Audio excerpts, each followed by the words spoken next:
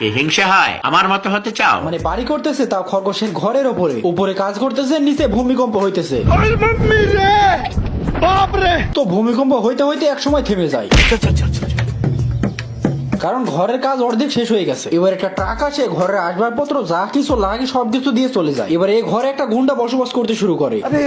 এবারে খরগোশ এখন মই দিয়ে উপরে উঠতে শুরু করে, বাট কি করবে, তার পুকুর তো মেরে দিয়েছে।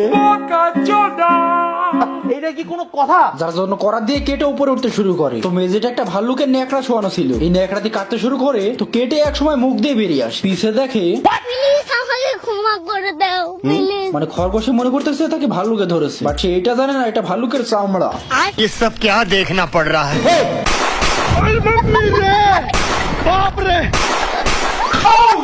পেছনে গুলি মেরেছে, যার জন্য পেদে পড়ে।